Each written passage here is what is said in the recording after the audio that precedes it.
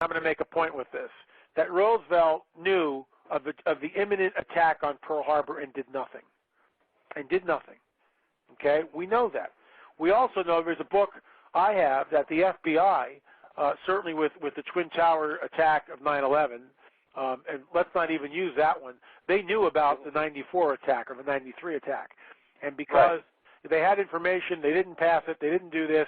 I mean, there's a lot of subterfuge, there's a lot of sub-rows, a lot of, global machinations going on. I have heard completely off-the-record sources, can't vet it at all, that the oil rig explosion, might have been a work of sabotage. Now, that's all conspiracy stuff, and it makes great radio, and it makes great talking points. I haven't been able to vet that, but that's what I've heard. So let's start connecting the dots. Japanese tanker in the Straits of Hormuz, oil well in China, right? The huge Gulf oil spill, oil thing happening in Michigan, Costa Rica, or our troops going down to Costa Rica, a possible World War III in the Middle East. What is the lifeblood of a global economy, as we stated earlier? It is oil. Like it or not, it is oil. And, you'll be hard-pressed to have anyone really with half a brain argue that. I mean, it's everything. Oil makes everything run. Without it, no plastics, no heat in the winter, cars don't go, manufacturing, everything. The global economy is the blood of it. The lifeblood of it is oil. So, nations are beginning to jockey for natural gas, for oil, all because they know at some point the Middle East is going to blow. And when that does, life as we know it will change, especially if there's nuclear weapons that are used, especially if what my theory is, which is, a scenario, a theory, that this will trigger supernatural events that we have never seen but have been prophesied thousands of years ago. How's that? Wow. Yeah, this is stuff I've read about, but it's hard to believe that you feel as though you're about to witness something, I don't know whether to call it special, but it's certainly something that you're not going to lose in the memory hole. Yeah, it's unprecedented. The times we live in are the most complex, unprecedented times in the history of mankind. It is so off the charts, and yet, most Americans, and once again, it's like I'm always joking. It's like, gee, I really miss American Idol, and that's the problem. It's like all this stuff is happening in real time, and Congress dawdles with the Charlie Rangel financial improprieties. It's like, this is gnat poop out of pepper. Who cares about Charlie Rangel? We got way bigger fish to fry here.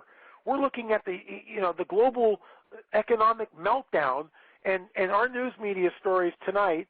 And I watch them all very quickly and check out headlines constantly through the day. Charlie Rangel is the new distraction. Last week it was Mel Gibson. We had fun with Mel. Now it's Rangel. Don't the American people get it? That these people are all useful idiots that are constantly thrown up in front of us to create a useful. What I'm afraid of, Mr. Marzulli, is that it's going to come down to they're going to get ready to drop a nuclear bomb on us. But in order to make people not watch the nuclear bomb, they might have someone like Barbara Walters just expose her breast or something on live TV, and everybody will talk about that. Yeah, she has like a meltdown or something. I don't know. I was just overcome with emotion or something, and it's just. It's just the times we live in are crazy, and yet this news media that we have, this state-controlled media, because that's what it is. And look, I'm brushing with a really very wide, sloppy brush. You can include CNN, Fox News, Google News, all of it. I go to those sites because I get a smattering of what's going on. But if I want real news or try to get news, I go offshore. What is London saying? What is Iran saying? What is Israel saying? What are the different? Singapore actually has a very good newspaper. What does? Singapore. Yeah, I hear you. No, it's crazy that if we want to find out what's really going on, we have to go to the London Telegraph, Russia Today, the Hong Kong Times, and we have to go to Singapore in order to find out something that could be 100 miles away from my house. Well, it's just, this is amazing that the Japanese ship in the Straits of Hormuz, and I found out about it on the Debka file. Finally, Drudge Report today had an article on it, but this was breaking news yesterday when all this happened.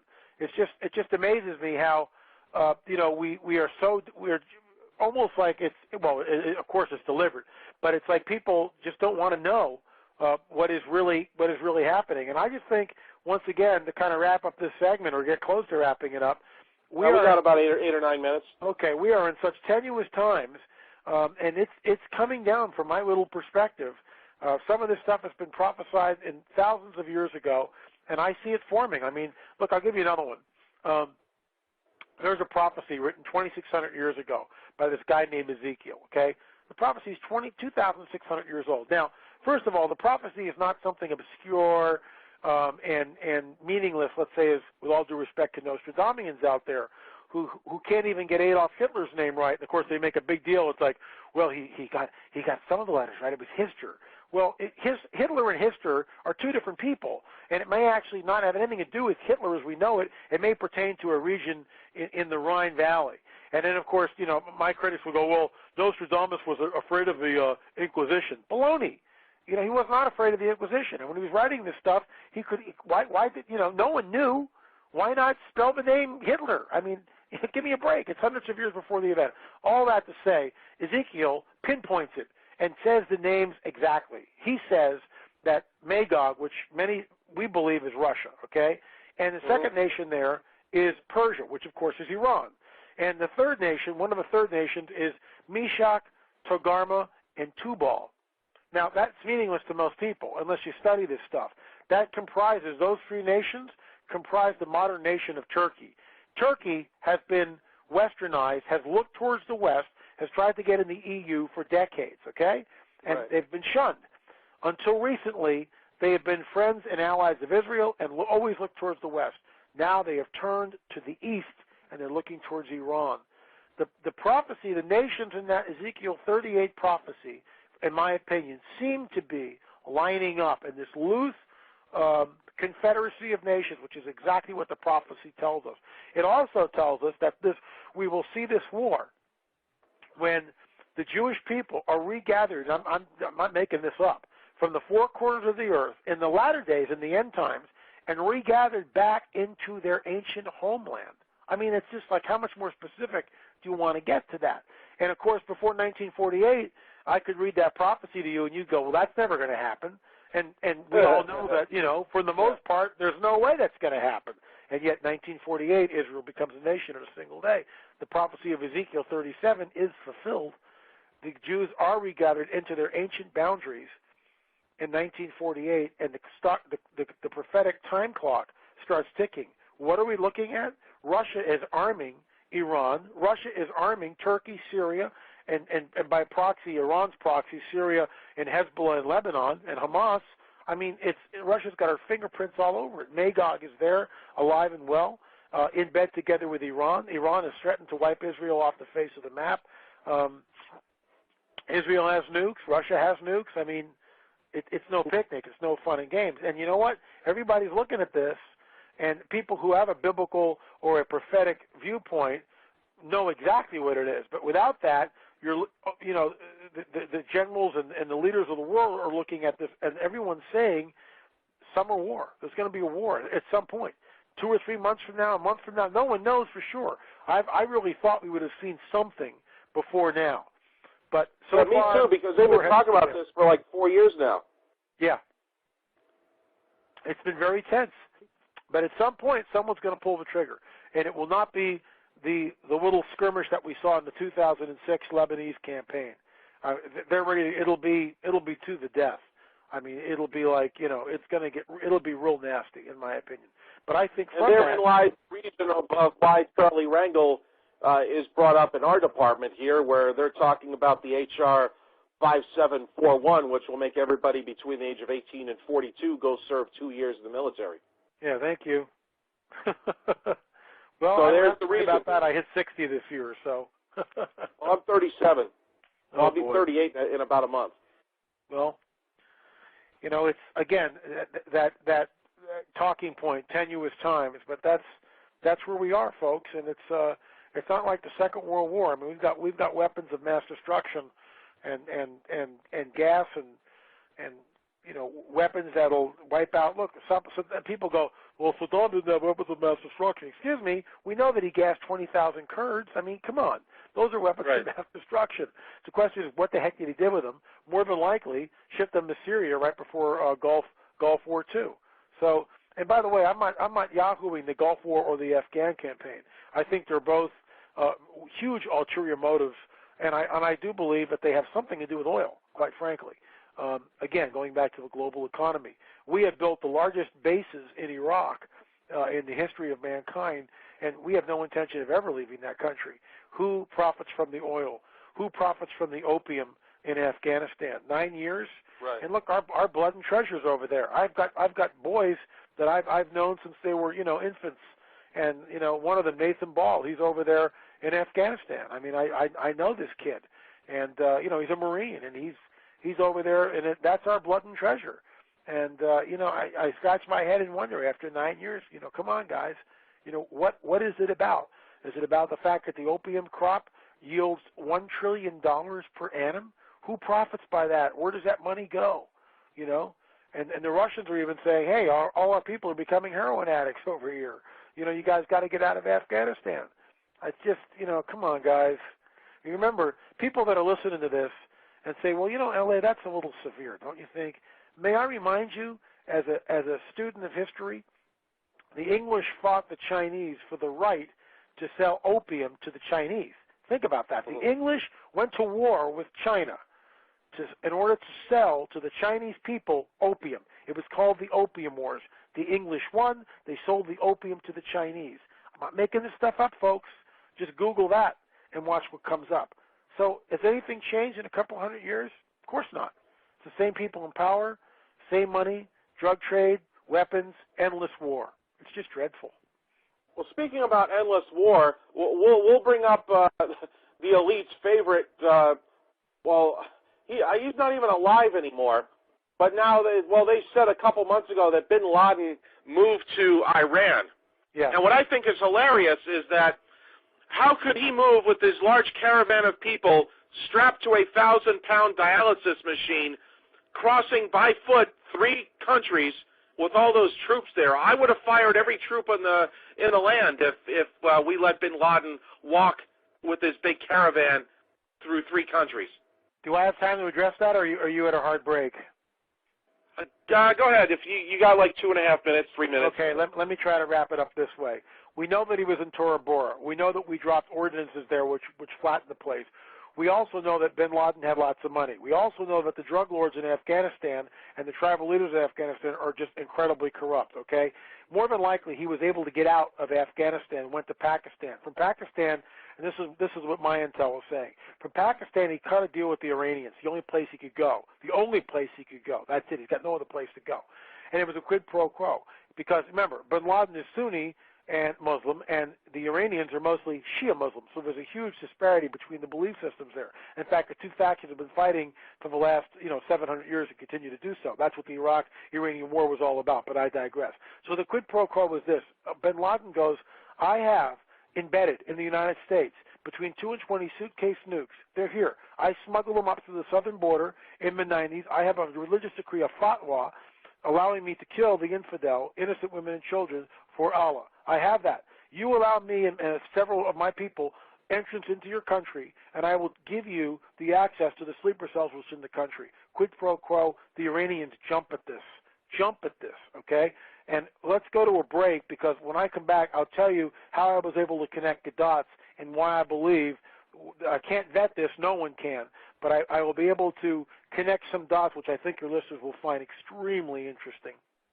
No problem. And just to prep the next half hour here, one of the things that I was going to say, and a couple people are mentioning in the chat room, Benazir Bhutto said Bin Laden passed on. And we want to get into the coming Great Deception also before we get into the alien topic. So absolutely. That's our homework here. I'll get a cutout for just about 2 minutes, and we'll be right back. Is L.A. Marzulli. L.A. Marzulli, thank you so much for joining us. My pleasure. All right, so I gave you some homework, I guess, for the break, and I'll let you go ahead and do your thing. Okay, let me just wrap up the Bin Laden thing. So yes.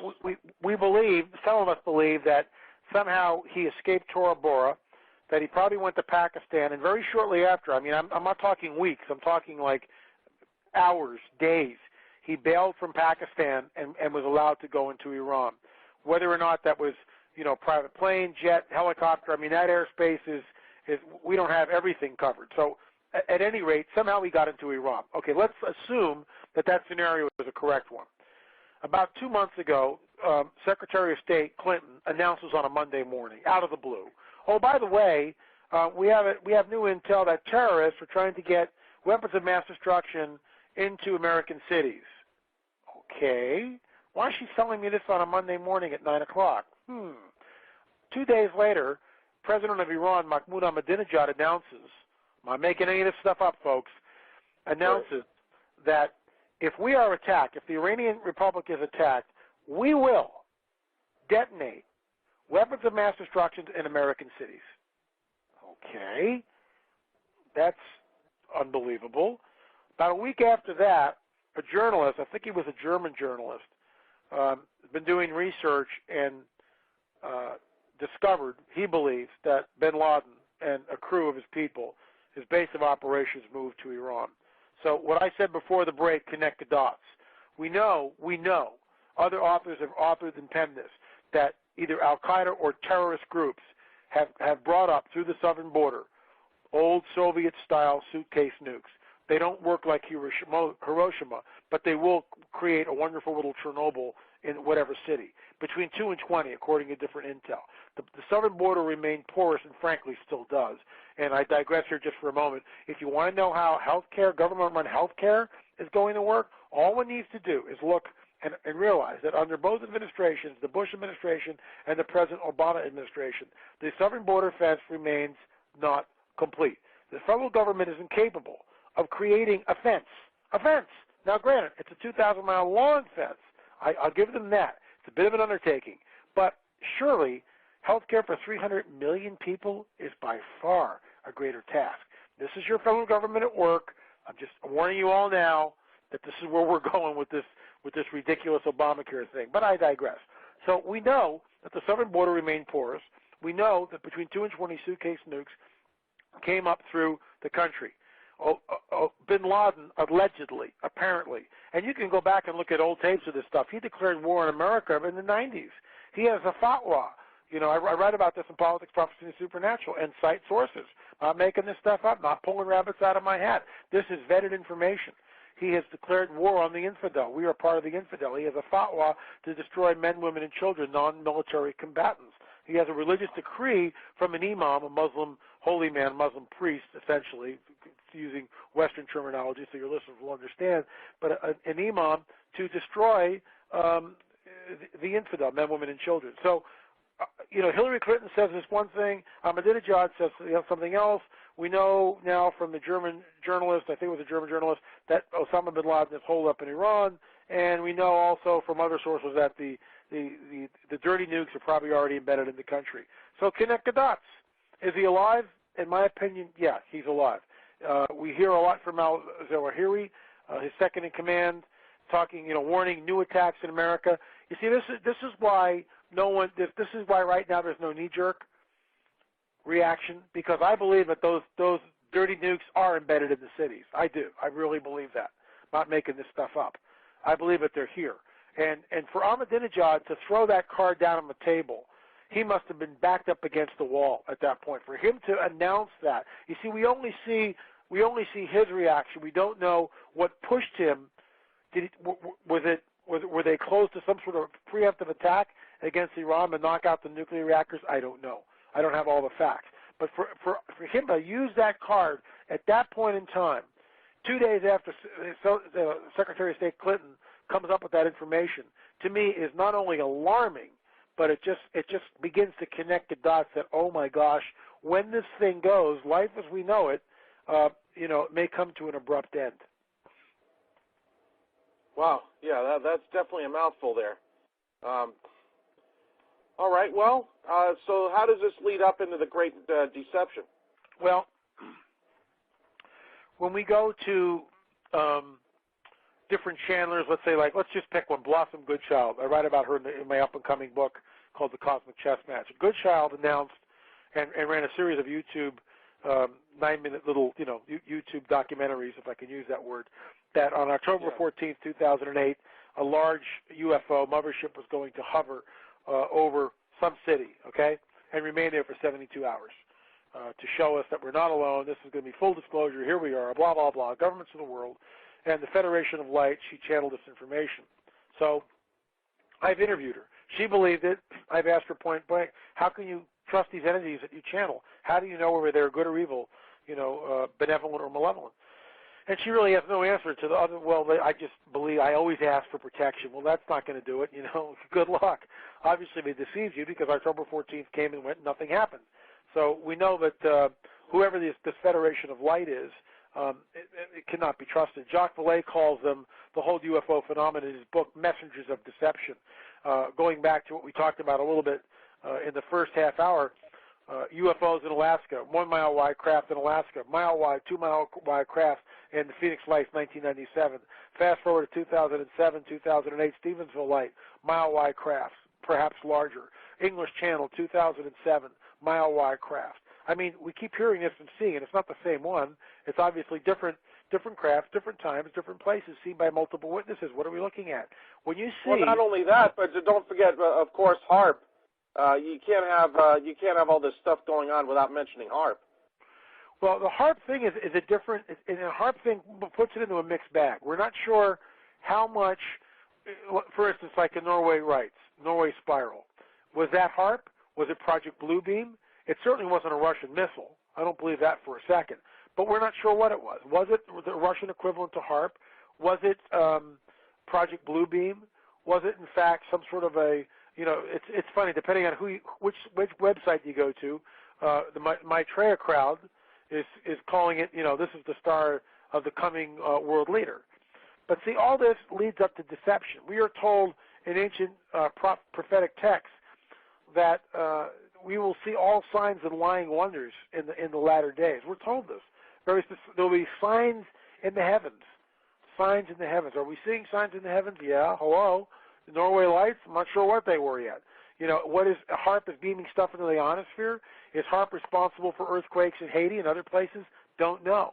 It's hard to vet the information. Whatever it is, HARP is not a good thing, in my opinion. And you can go and watch Nick Bajek on YouTube talk about some of the effects of HARP maybe, he's and all this, by the way, is Tesla technology. Yeah, we're quite familiar with him here. Yeah, then, Tesla technology and the idea that they may be pinpointing earthquakes. Iran had some earthquakes. In fact, we know that Ahmadinejad was telling his people, better move out of Tehran. Why is he saying that? They are in a fault line, true, but are they knowing that some sort of is this going to be weaponized now? I mean, we don't know, folks. We're so kept in the dark. That's why, we look at BP and the oil spill, and we're trying to figure out and connect the dots. I only know and only truly believe that because of prophetic text telling us that in the latter days, the last days, there'll be a one-world religious system and a one-world government, that's where we're headed. And that's what we see. I mean, look, the Clintons are holding this big bash for their daughter. I mean, you want to talk about the elites of the planet?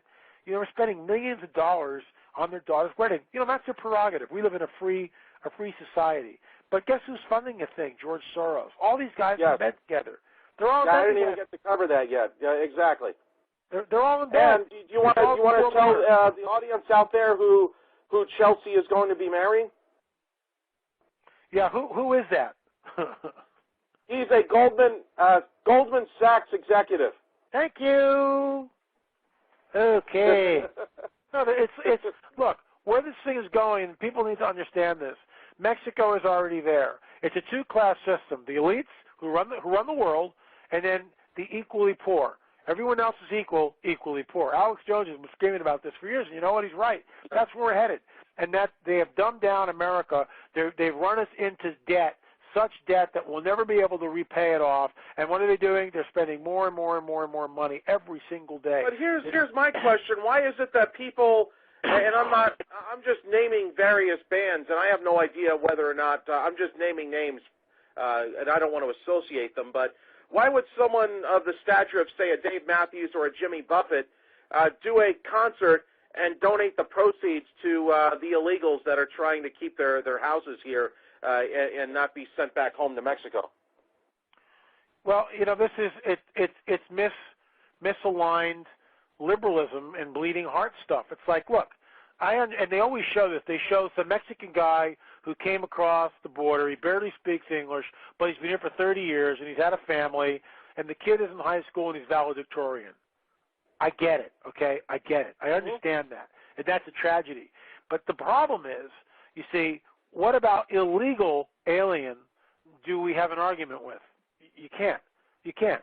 They're illegally here, and there's 20 million of them illegally here. I am so sick and tired of hearing press numero dos for Spanish. It just drives me crazy. Right. My ancestors are Italian, okay? My civil rights are being violated. I'm being discriminated against because there's no press 3 for Italian. How do you know that how do you know I speak English? You're discriminating against my Italian heritage. I want numero, tres for Italiano, okay? That's what I want. And this is what it's doing is changing the culture and the fabric of the culture. And if you want to dumb down a people and you want to create chaos in a country, that's exactly what you do. You keep the border open. Who's they? The one world government people. I mean, I can get into this whole thing with Bush, Obama. It doesn't matter who's there. Ever since Kennedy, in my opinion, the whole thing has changed. It's one world global agenda. Well, it so sounds like this is something America. that I can ask you because I've asked a lot of people, and most people say they haven't heard of it, but are you familiar with the Organization of American States, or OAS.org? I am not, no. I will go look at that right after this show. All right. Well, basically, this is for after, and let me put the link in the chat room real quick here. Okay. See, I always get people on this, and I think Bob Chapman was the one that told me about this on the show. But I'll pull it up right now here so that I can argue on the air here for just a second. It's the Organization of American States, and this is where North and South America come together. Allegedly, it's the North American Union, if that ever takes place, is just supposed to be temporary while they merge North and South America together. Jeez. And, yeah, it's right here. It's OAS.org, and they talk about there's conferences where you have consulates from Venezuela, Cuba, the United States, Paraguay, Mexico, and they're all together. Lovely.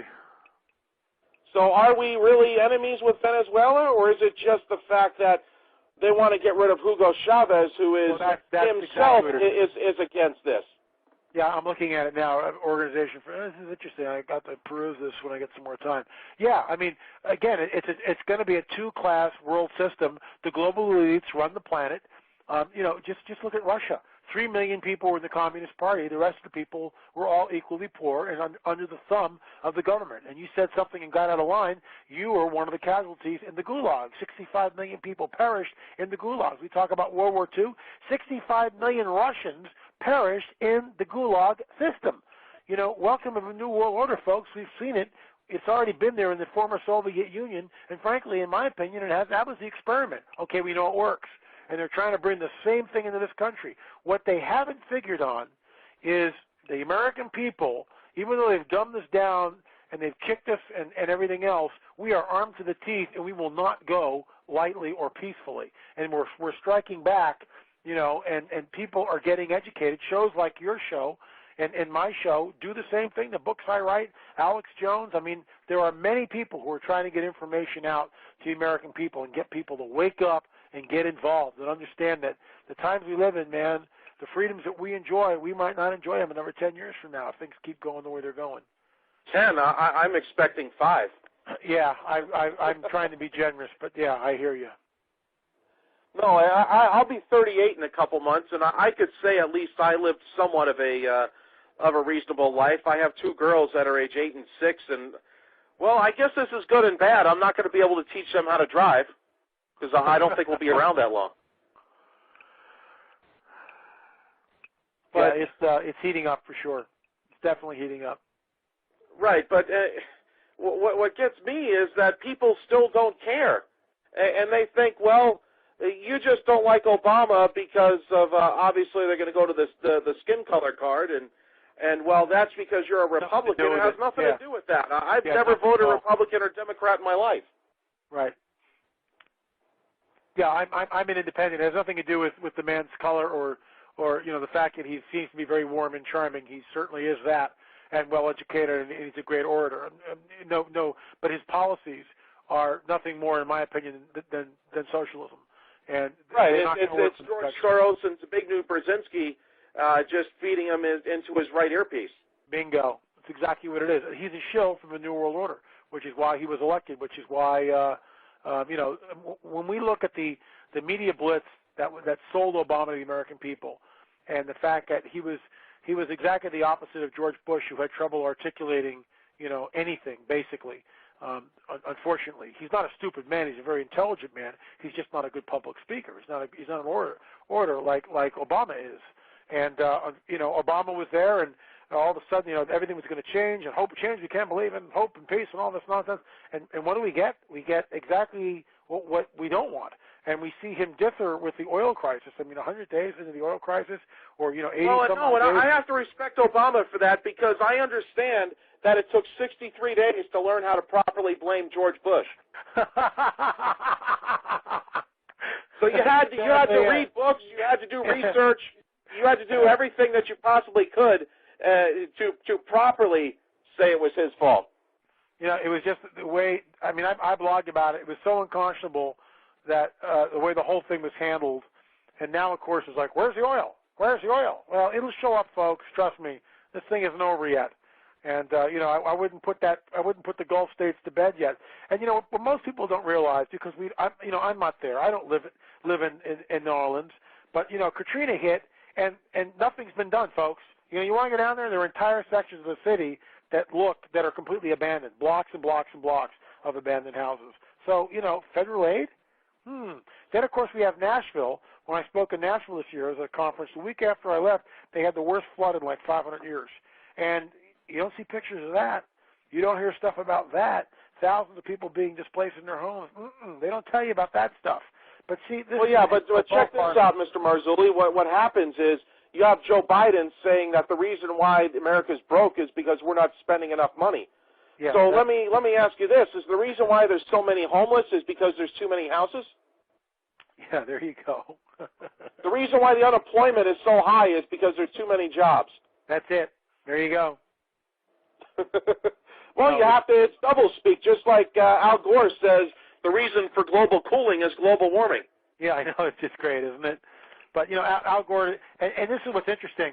You see, Al Gore is being punished by the Luciferians, by the global elite, because he didn't get the job done. So now we're going to eviscerate him publicly in front of the whole world, which is exactly what like I've mentioned here, is that they're done with him. They milked Al Gore on the global warming as much as they possibly could, and when Americans finally figured it out, well, guess what? They have the oil spill, and now they can go ahead and hang Al Gore and make him look like a loony nut, and they could still do the carbon tax because, do you want that oil in the Gulf? Well, this carbon tax, I'm telling you, the country is mad as hell and is not going to take it anymore. And, look, it's just, I'm not talking about armed violence, folks. I want to make that real clear.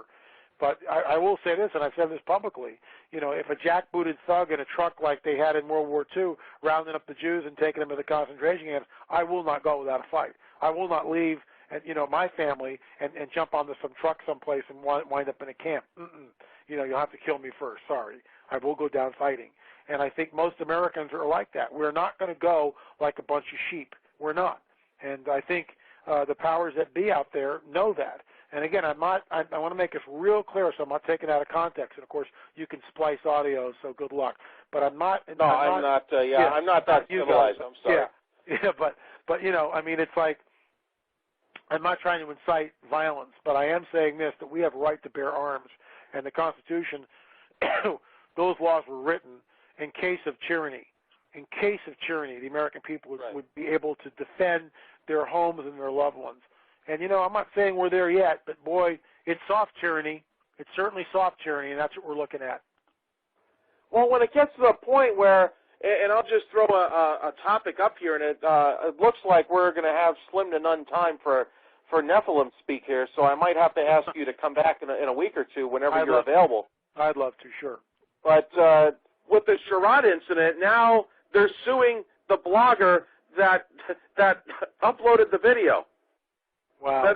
What's next? If you catch somebody robbing a bank, they could sue you because you caught them? It's unbelievable. See, it's like free speech is not free anymore, and I'm not talking about going to war for it. I'm talking about, about a month ago, there was a little thing on a Sunday, a little flash on Drudge Report. Oh, by the way, Obama's just been given emergency internet authority to shut down the internet for 4 months, and then if he deems it necessary, shut it down again for another 7. Oh, well, when did that happen? And is this a republic or is it a democracy? And did my representative vote on this? And why am this thing passed without a vote? I mean, it's like, what? It's unbelievable. It's happening right here, folks.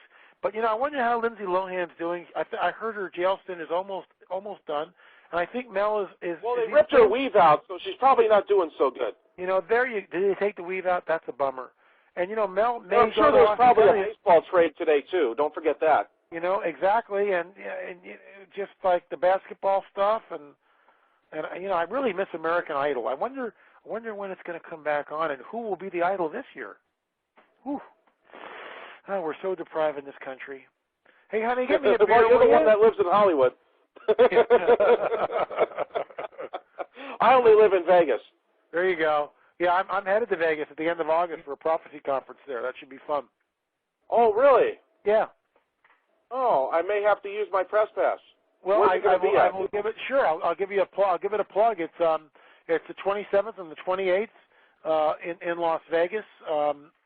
Check out my website, lamarzulli.net. We'll be posting it up fairly quickly here, but it's coming up.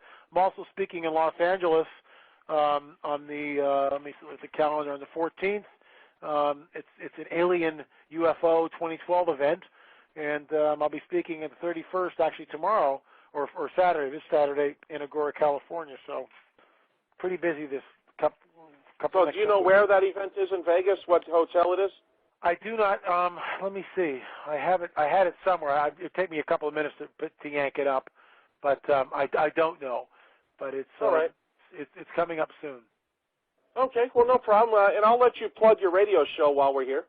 Yeah. It's called Acceleration Radio. It's on American Voice Radio.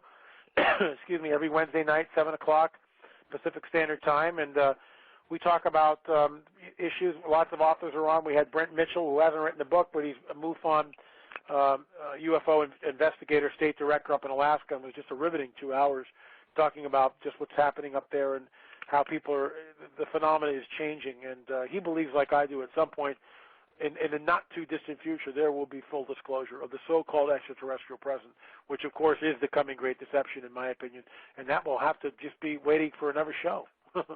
Now, I don't know if you know what we're having on next hour. There's a new movie that's about to be released called The Montauk Chronicles, and they get into some eugenics, and then they get into some alien abductions out at Montauk in Long Island.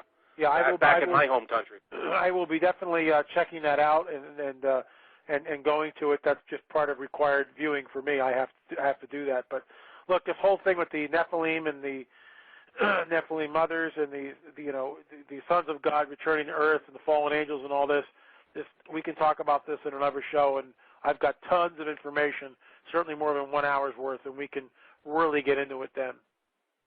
Right, no problem. And I want to have you at a point where I don't want to have a guest behind you, so in case we run over. I'd love to. Have Margie, book me in for 2 hours. Well, Marge is listening, so Marge, you hear that. Thanks, go ahead and schedule L.A. Marzulli either next week or the week after, and you guys can fight over the details. We'll talk about that off air. Okay, wonderful. All right, we got about 2 minutes. If there's anything else you want to plug. Well, I'd just like to tell you that I just believe time is short. I blog 6 days a week. I'm also at my computer pretty much most days, and if stories come up, emergency stories like 7.4 earthquake someplace, I immediately post them on the blog. The address there is lamarzulli.wordpress.com, lamarzulli.wordpress.com. 6 days a week, variety of subjects. There's also different links to different news stories which I believe are pertinent, and so I kind of do your homework for you And because, people have lives, and this is my life. I do this full time. I write, research, talk on shows. This is all I do. And so go to lamarzulli.wordpress.com, and lots of information there, links to my website, links to different books, and get informed. Right, and for those of you thinking that the show is over, we still have another hour to go, you guys. It's just that L.A. Marzulli is out, and Chris Garitano, the filmmaker of the Montauk Chronicles, will be with us shortly. Mr. Marzulli, it's been a pleasure actually meeting you for the first time today. Hey, absolutely. I've heard you on Coast to Coast, and I want to say you were on Dr. Deagle at some point. Yeah, I'm on Deagle pretty much regularly, once a month at least. Okay, that's where I've heard of you from, and then it took me over to George Norrie, and I want to thank you so much, and I can't wait to get into the other topics. That's what I mainly wanted today. It's like when you go to the store for toilet paper and you have a full shopping cart, but you didn't get the quilted northern. Well, we'll have to do it again. Yeah. Should I hang him a line when Marge come on, or what? Used to have you. What's okay, that? Great. Well, should I hang him a line, or? I'm not working with a call screener tonight, so okay, great. yeah, Marge will get together with you off the air.